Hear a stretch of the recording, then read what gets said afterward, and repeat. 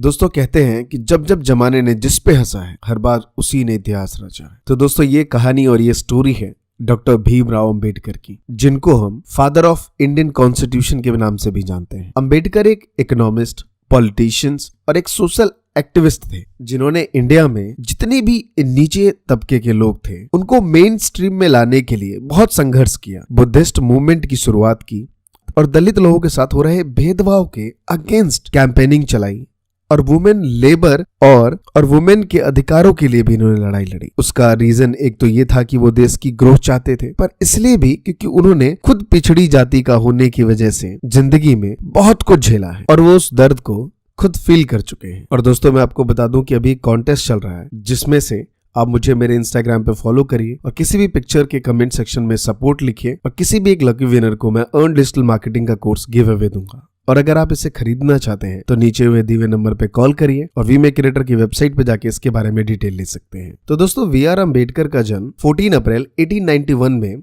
मध्य प्रदेश के महुआ army cantt में हुआ। बेसिकली इनकी फैमिली एक मराठी फैमिली थी जो महाराष्ट्र के रतनगिरी डिस्ट्रिक्ट से बिलोंग करती थी। ये अपने माँ बाप के बहुत लाडले थे और आखिरी संतान थे। इनके पिताजी इंडियन आर्मी में सूबेदार की पोस्ट पर काम करते थे। बी.आर. अम्बेडकर महज जाति को बिलोंग करते थे, जो कि एक नीची जाति है। नीची जाति के होने की वजह से बचपन में इनके साथ कुछ ऐसा इंसिडेंट हुआ जिसकी वजह से बचपन में ही उनके मन में एक बहुत गहरी चोट पड़ गई। बी.आर. अम्बेडकर को पढ़ने का बड़ा शौक था। बचपन में उनके पिता ने सोसाइटी से बहुत लड़ झगड़ के उन्हें आर्मी स्कूल में एडमिशन दिलवा दिया, पर बच्चे, टीचर्स सब उनके साथ अछूत जैसा व्यवहार करते। Teachers B R. अम्बेडकर और बाकी पिछड़ी जाति के बच्चों को क्लास के अंदर घुसने नहीं देते थे, पर उनकी डेडिकेशन इतनी थी कि वो क्लास के बाहर से भी सिर्फ नॉलेज इकट्ठी कर लेते थे। एक बार टीचर ने उन्हें नीचा दिखाने के लिए बाहर से बुलाया और ब्लैक बोर्ड पर लिखे सवाल को सॉल्व करने के लिए कहा। जब वो ब्लैक बोर्ड के पास जा रहे थे तो बाकी बच्चे चिल्लाने लगे कि सर ये तो नीची जाति का है, और असल में ब्लैक बोर्ड के पास सभी बच्चों का बैग रखा होता था जिसमें लंच बॉक्स थे, और उनका ये मानना था कि निचली जाति का इंसान की परछाई भी नहीं पड़नी चाहिए किसी भी खाने पे, वो चीज अपवित्र हो जाती है। और एक बार की बात है कि जब वो स्कूल से घर जा रहे थे तो उन्हें बहुत प्यास लगी थी और उन्हें कुएं तालाब पे जाने से मना कर दिया गया, लेकिन प्यास इतनी तेज थी कि उन्होंने जाकर कुएं से पानी पी ली और किसी ने उन्हें देख लिया और उम्र भी ना देखते हुए एक छोटे बच्चे को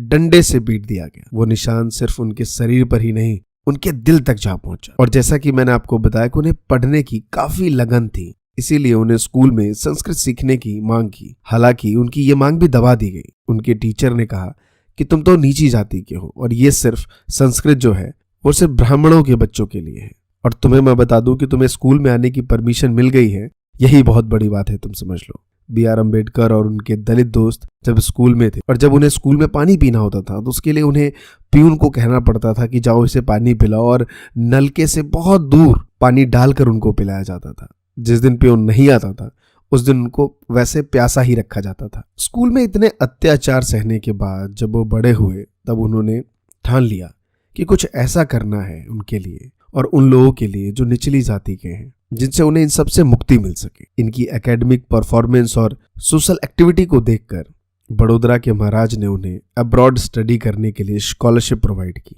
और अपने खर्चे पर इकोनॉमिक्स डॉक्टरेट करने भेजा। बी.आर. अम्बेडकर, जिनको स्कूल में ठीक से पढ़ने भी नहीं दिया जाता था, उन्होंने सोसाइटी को कुछ ऐसे मुंहतोड़ जवाब दिया कि महाराष्ट्र से सीधा अमेरिका पहुंचे और नंबर 1 यूनिवर्सिटी कोलंबिया में जाकर अपनी आगे की पढ़ाई पूरी करी। पर सोसाइटी ने अभी तक भी उन्हें एक्सेप्ट नहीं किया था। जब वो अमेरिका से वापस आए तो उन्हें रिसीव करने के लिए कोई एक इंसान तक एयरपोर्ट तक नहीं गया। और मैं आपको बता दूं कि उस समय अम्बेडकर एक ऐसे इकलौते एक्टिविस्ट थे जिन्होंने अमेरिका जाकर पढ़ाई की थी। अमेरिका से लौट कर आने के बाद बी.आर. अम्बेडकर किंग ऑफ बड़ोदरा की एहसान नहीं भूले। वो वापस आकर उनकी सेवा में लग गए। किंग ने उन्हें अपने पास डिफेंस की नौकरी दे दी। इतनी बड़ी पोजीशन पर बैठने के बाद भी उनके जो चैलेंजेस थे वो कुछ कम नहीं हुए। ड्राफ्ट में कोई उनकी इज्जत नहीं करता था, यहाँ तक कि जो वहाँ का प्यून था वो भी फाइल जो है उनको दूर से फेंक कर देता था। एक बार फिर अब्रॉड से इस बार उनको लंदन जाने का मौका मिला। इससे पहले उन्होंने कॉलेज ऑफ बॉम्बे में पढ़ाया। उसके बाद मराठी वीकली पेपर एक निकलता था उस समय, मोक नायक करके, उसमें वो लिखा करते थे। भारत की आज़ादी का जब मिनिस्टर की कैबिनेट की लिस्ट बनी तब जाके जवाहरलाल नेहरू ने महात्मा गांधी के पास जब गए वो लेके उस लिस्ट, तो गांधी जी ने कहा कि इस लिस्ट में B.R. अम्बेडकर कहाँ है, क्योंकि गांधी जी को लगता था कि अम्बेडकर जो है वो राजभोग के लिए नहीं, लोगों के लिए काम करते हैं। और तो और कॉन्स्टिट्यूशन ड्राफ्ट कमेटी का चेयरमैन भी उन्हीं को बना दिया गया, क्योंकि शायद गांधी जी को यह बात पहले से ही भनकती। B.R. अम्बेडकर ने दलित लोगों के लिए कई कैंपेन और मूवमेंट चलाए, जैसे कि दलित बुद्धिस्ट मूवमेंट। और क्योंकि कॉन्स्टिट्यूशन बनाने में अम्बेडकर हेड थे, इसलिए उन्होंने फंडामेंटल राइट का कॉन्सेप्ट ऐड किया, जिससे लोगों के बीच में किसी तरह का भी भेदभाव ना हो, चाहे वो रंग के आधार पर, जाति के आधार पर, वेशभूषा के आधार पर, बर्थ प्लेस के आधार पर, किसी भी बेसिस पर ये सारी चीजें सब राइट टू इक्वलिटी का उन्होंने रखा। और सिर्फ पिछड़ी जाति ही नहीं, उन्होंने वुमेन राइट्स के लिए भी अम्बेडकर ने हिंदू कोर्ट्स बिल इंट्रोड्यूस किया, जिसमें वुमेन के लिए इक्वलिटीज राइट इंट्रोड्यूस हुए, चाहे वो डिवोर्स का हो, सेकेंड मैरिज का हो या चाइल्ड एडॉप्टेशन का हो। कोई भी महिला किसी भी जाति के बच्चों को अडॉप्ट कर सकती है, अपनी मर्जी से किसी को भी डिवोर्स दे सकती है, या फिर अगर वो विधवा है तो वो दूसरी शादी भी कर सकती है। लेबर के लिए अम्बेडकर ने बहुत सारे लॉ और एक्ट इंट्रोड्यूस कराए। ये पता चलता है कि उन्होंने किस तरीके से पीछे रह जाने वाले लोगों की सहायता की, जिनसे वो आगे आ पाए। B.R. अम्बेडकर ने reducing in work hours means जो मोस्टली बैकवर्ड कम्युनिटीज के थे, उन लोगों से उनके ओनर्स जो थे बहुत ज्यादा काम कराते थे। तो B.R. अम्बेडकर ने लेबर्स के वर्किंग आवर 14 घंटे से घटा के 8 घंटे कर दिया गया।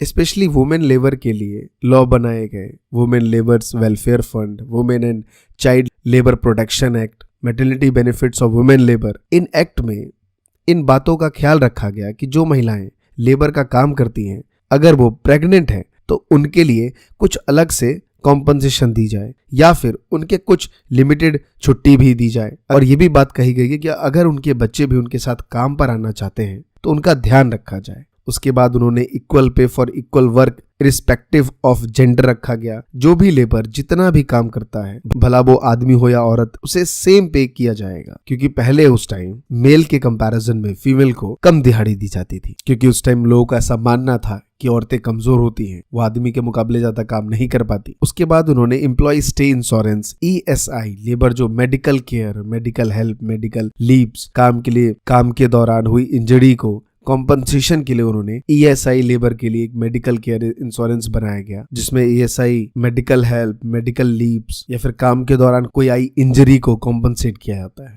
उसके बाद उन्होंने मिनिमम वेजेस रखा कि हर टाइम सिचुएशन अकॉर्डिंग के मिनिमम दिहाड़ी जो है वो फिक्स रहनी चाहिए। अगर कोई एम्प्लॉय, और उन्होंने जो बनाया इससे, अगर ये कोई एम्प्लॉयर मींस ओनर अगर अपने एम्प्लॉय को कम पैसा पे करता है तो उस पर एक्शन लिया जाएगा। और दोस्तों, कुछ ऐसी बातें जो अम्बेडकर से हम सबको बहुत इंस्पिरेशन मिलती है। जब भी आप इनका नाम सुनते हैं तो एक या देश के प्रति प्यार, कुछ करने का जज्बा आपके अंदर आ जाता है। जब अम्बेडकर 15 साल के थे तब उनकी शादी 9 साल की रमावती से करा दी गई। और डॉक्टर B.R. अम्बेडकर ने 1965 में रिजर्व बैंक के स्टेबलाइज्ड होम ऑफ रुपीज में, जो कि इस बुक के अंदर उन्होंने रुपीज की वैल्यू को स्टेबलाइज किया और किस तरीके से इसे रिजर्व बैंक स्टेबलाइज कर सकती है उसकी थ्योरी दी। और डॉक्टर B.R. अम्बेडकर की एक 20 पेज की एक ऑटोबायोग्राफी जो कि अम्बेडकर ने अब्रॉड से वापस आकर लिखी थी, जिसका नाम है राइटिंग फॉर द वीजा। अच्छा, एक और बात कि अम्बेडकर ने जो कॉन्स्टिट्यूशन आर्टिकल 370 था, उस ड्राफ्ट को करने से मना कर दिया गया था। उन्होंने कहा कि इससे जम्मू कश्मीर को अलग देश का